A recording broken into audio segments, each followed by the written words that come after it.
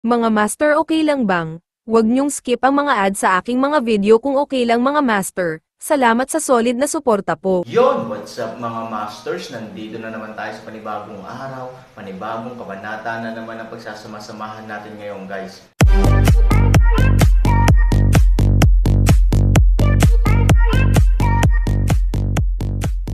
Bali mga masters, kung bago ka pa lang po sa aking YouTube channel, please click the subscribe button, lalong-lalo na po yung notification bell guys, para maging connected pa rin tayo sa isa't isa at maging updated kayo sa mga susunod ko pang video. Bali mga masters, bago natin umpisahan ng kwento ay mag-shoutout po muna tayo para sa mga solid nating tagapakinig. Shoutout kay Bunso Picayo, shoutout kay Paul Banzuela. Yun na nga mga masters, no? Bali hindi na ito patagalin. In 3, 2, 1, let's go! Oo, lamang kapag ikaw ay nasa magic array, ang kakaibang phenomenon sa harap mo ay tila may katuturan. Kung hindi, tulad ng hula ni Han Sanchen, hindi mo maisip na hindi mo maisip. Ang kanyang ina, sa mahinang pagsaway, naunawaan ni Aaron na malamang na naloko talaga siya ng array. Gumalaw ang makalangit na mata at diretso itong binuksan. Nang gigigil ni Han ang kanyang mga ngipin ng 3,000 beses. Ipinapakita nito na may kakaibang hangin sa paligid. Sa ilang lawak, ang mga ekspertong ito na nasa harapan natin ay isa lamang mirage sa hanay. Hanggat hindi nasira ang array, hindi sila mamamatay. Ngunit hindi ito ang mga tunay na dahilan ng galit ni Aaron, ngunit kung mayroong anumang hanay dito, ang bahay na may gininto ang ilaw na pagbabawal sa harap niya ay malamang na hindi ang lugar ng detention ni Ivory. Minggayo, 38 ka na. Ang Aaron ay nasusunog sa pagkabalisa. Ang 38 ni Minggayo ay ayaw tumakas, o ang sinabi niya ay tumakas. Sinadya niyang dinala ang sarili dito para makulong, at pagkatapos ay kinuha ang pagkakataong ito na umalis dito mag-isa kasama si Ivory at iba pa. Naikuyom ni Han Sanyi ang kanyang kamao. Dapat inisip niya na paano naging mabait si Minggayo. Halos tulad ng inaasahan ng Aaron, sa oras na ito, sa kabilang panig ng bilangguan, ang pinto ng bilangguan ay nabuksan at ang liwanag ay sumikat sa bilangguan. Kaya naman, naramdaman ng mga tao sa kulungan na nanginginig ang kanilang mga mata at namulat ang kanilang mga mata sa kawalan, ngunit nakita nilang mabilis na pumasok si Minggayo kasama ang isang grupo ng mga tao. Pagtingin sa paligid, lahat ng nasa mga selda saan man ay nakahandusay sa lupa, pagod at mapatla. Malamig na tinitigan ni Minggayo ang munting commander na nagbabantay sa selda, na may bakas ng pagtatanong at pagkadismaya sa mga mata nito. Nagmamadaling sinabi ng munting commander, Kuya Shenlang, budi ng langit at lupa, ang aking mga nasasakupan ay nagbibigay ng 3 pagkain sa oras ayon sa iyong mga utos, at sila ay ganap na masarap na karne at masarap na pagkain, ngunit ang aking mga nasasakupan ay hindi ko alam kung bakit. Bakit ang haggard nila? After hearing the speech, hindi na masyadong nagsalita si Minggayo. Nakailang hakbang siya papasok sa selda, ngunit ilang hakbang lang. Bigla siyang huminto sa harap ng pintuan ng selda ni Ziking. Sa bahagyang pagsimangot at bahagyang paghawak sa kanyang kamay, bigla siyang ngumiti, tumingin sa lilang pakiramdam na nakahiga sa bilangguan at sinabi, magagamit mo pa rin ang totoong enerhiya sa ilalim ng lason, ngunit minamaliit ka. Sa cell sa kabilang panig, umangkop si Ivory sa liwanag. Nang makitang ang taong dumating ay si Minggayo, at nang makitang sinabi ni Minggayo ang mga salitang ito kay Ziking, agad siyang tumayo at sumigaw, Minggayo, kung gusto mong pumatay, dapat kang magsaya at magbawas ng kaunting kalokohan. Madilim na ulan. Nang marinig ang pangalan, nagulat si Moyang at iba pang nakakakilala sa kanya. Lahat ng maaaring bumangon sa pamamagitan ng puwersa ay agad na bumangon at dinampot sa harap ng bakal na kulungan, umaasang makita ang tamang tao. Dark Rain, paano naging ikaw? Ikaw ba ang pinuno ng mga taong ito? Hindi mo ba naiintindihan? Noong nahuli ako sa Firestone City, halatang pinagtaksilan niya ako. Malamig na sabi ni Ivory. Nang marinig ang mga salita ni Ivory, ang isang grupo ng mga tao ay halatang labis na galit at itinuro si Minggayo ng sunod-sunod. Originally, ikaw ang nagtaksil kay Ivory. You bitch, in vain, we consider you as a friend. Kahit na matapos ang aksidente sa Yingxia, nag-aalala rin kami sa kaligtasan mo. Sa hindi inaasahan, ikaw talaga. Galit na gustong lumaban ng munting commander ng bilangguan, ngunit ay napatigil ng madilim na ulan. Alisin mo sila. Tumanggo si Zhu Yanshua at tumanggo sa kanyang mga sundalo. Agad kumilos ang isang grupo ng mga sundalo, binuksan ang pinto ng kulungan at isa-isang inilabas ang lahat ng tao sa loob.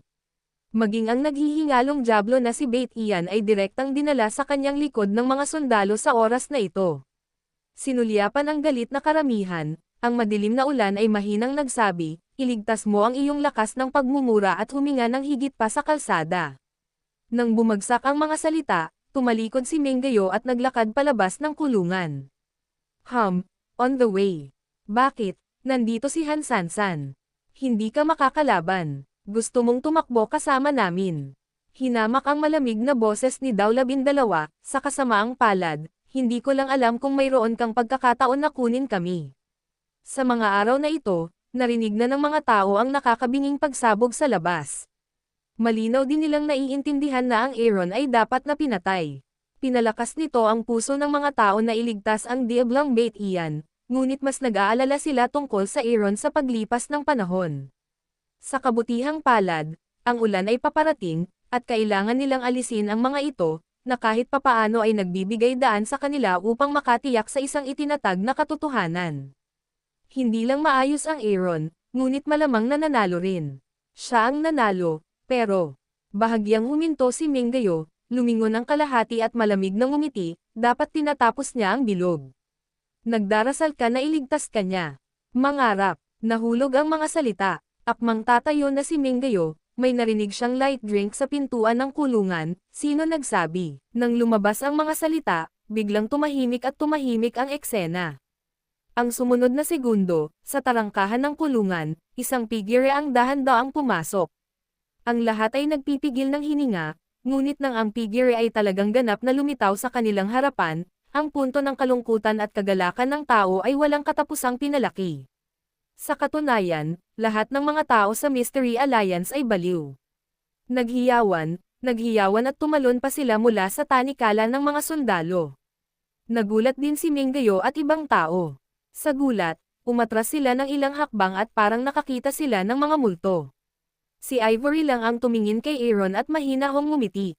Marahil, ang hitsura ng Aaron sa sandaling ito ay nakakabaliw at hindi kapanipaniwala para sa sinuman, ngunit para kay Ivory, napakaraming mga drama na hindi na mabilang.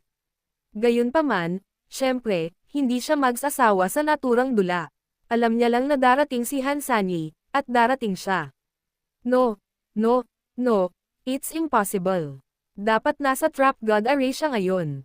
It's the secret array of 28 stars. Kapag nakapasok na siya, hindi na siya makakalabas.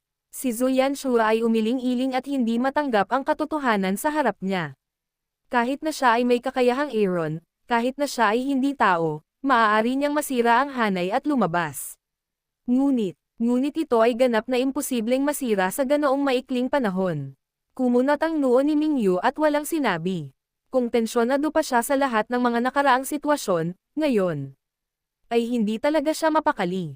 Imposible. Sa pagtingin kay Zhu Yanshua, Aaron disdained na ngumiti, anong imposible? Gusto mo lang akong bitag.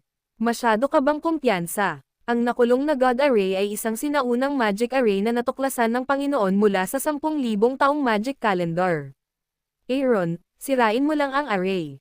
Masyado kang baliw. Hindi nasisiyahang sabi ni Zhu Yanshua. Aaron disdained to smile, kahit na pag-usapan ang hype, sa aking paningin, ito ay sirang basura lang. Hindi ba totoo? Sa isang salita, galit na sumigaw si Zhu Yanshua. Ngunit walang paraan para pabulaanan. Bahagyang nag-igting si Mingyu, Aaron, I really have you. Akala ko sandali lang kita mabibitag, pero hindi ko talaga akalain na napakaikli nito. Maraming bagay ang hindi mo maisip. Ngumisi si Aaron, halimbawa, paano ko nahanap dito? Hindi nagsalita si Mingyu, ngunit halatang binanggit ng mga salita ni Han Sanchen ang punto ng kanyang sakit. Malamig niyang tiningnan si Han Sanchen at naghintay ng sagot nito. Dahil naniniwala pa rin ako sa'yo. Ngumiti si Aaron. Sa iyong katalinuhan, talagang alam mo na kung gusto mong gumawa ng isang pahayag na pinakakapanipaniwala, dapat itong halo-halong. Tama ba ako? Si Ivory at ang iba pa ay tila huwad sa silangan, ngunit sila ay talagang totoo. Sa makatuwid, natural, ito ay isang kasinungalingan para sa iyo na tumakas sa kanluran. Ang totoo ay gusto mong tumakas mula sa lungsod patungo sa silangan, tama ba ako? Nang marinig ni Mingyu ang talumpati, kailangan niyang tumango bilang pagsunod. Matalino siya, at talagang hindi tanga si Aaron. Naisip niya na kahit na masira ang hanay ng Aaron, hindi na siya maniniwala na si Ivory at ang iba pa ay nasa silangan, kaya kusa siyang pumunta sa kanluran para hanapin sila. Sa ganitong paraan, magkakaroon sila ng mas mahabang oras upang makatakas pagkatapos nilang lisanin ang lungsod. Si Han Sanchen ay isang matalinong tao. Ang pagiging matalino ay nagkakamali sa pagiging matalino. Ang hakbang na ito ay dapat na maging mas epektibo para sa kanya. Pero hindi ko inaasahan. Grabe ang laban mo. Bumuhos ang madilim na ulan at walang magawang bumantong hininga. Sa sumunod na segundo, biglang gumalaw ang kanyang katawan, lumipat mismo sa likod ni Ivory at idinikit ang kanyang leeg. Gayunpaman, huwag kang masyadong magmalaki, kahit mamatay ako, may sasamahan akong ilibing ngayon. Sa pagtingin sa galaw ni Mingyu, nag-aatubili na umiling si Aaron, sa katunayan, nagkaroon ka ng pagkakataong pumunta. Kahit na hindi ako mabitag ng hanay na iyon ng matagal, kailangan pa rin ng oras para mahanap ko ang bilangguan. Sa oras na ito, maaari mong kunin ang iyong mga tauhan at mga kabayo sa labas ng lungsod at makatakas.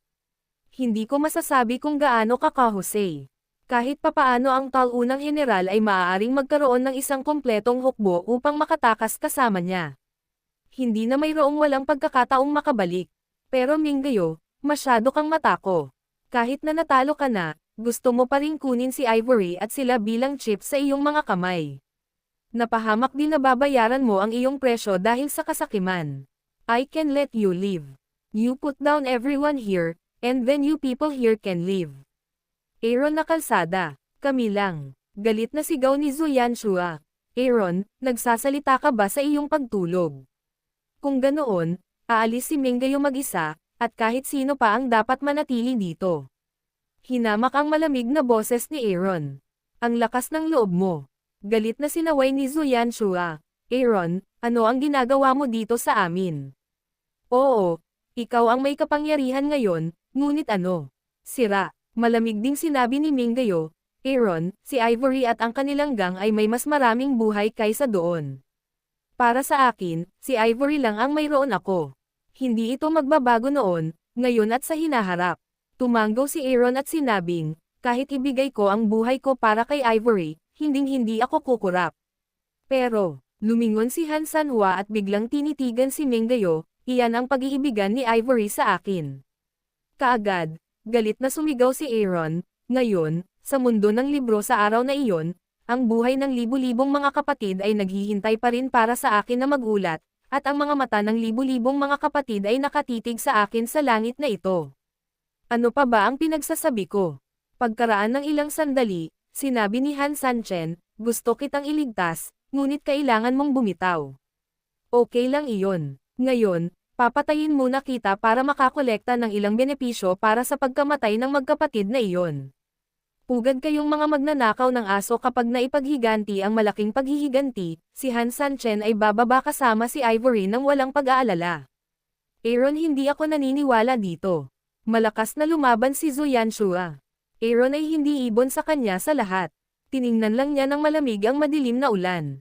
Ilang sandali pa, ngumiti siya, marami kang kontak sa akin, naniniwala ka ba? Bahagyang bumuhos ang maitim na ulan at saglit na nawalan ng ulirat.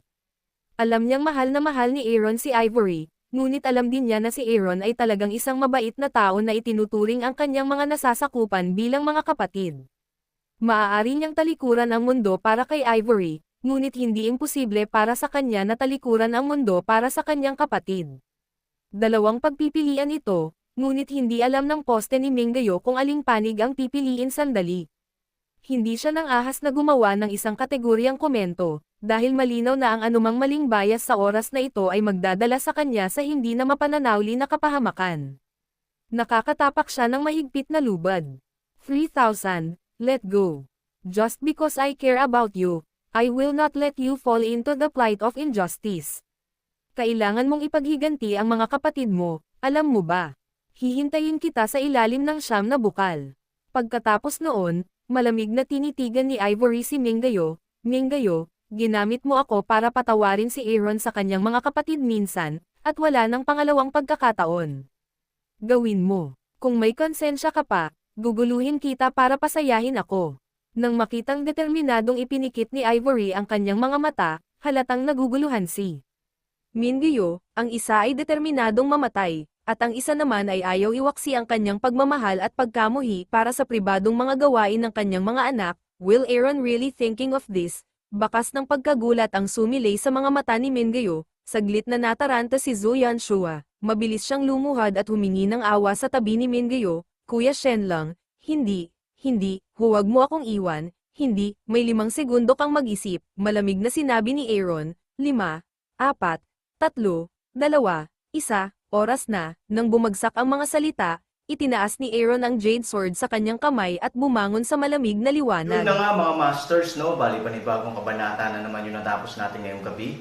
Muli, maraming salamat po talaga sa walang sawang suporta po sa aking YouTube channel na talagang inaabangan nyo po ang bawat upload ko po. Bali mga masters, magkita-kita ulit po tayo bukas ng gabi at ngayon po ay magpapaalam po muna tayo. Bali mga masters, bye-bye!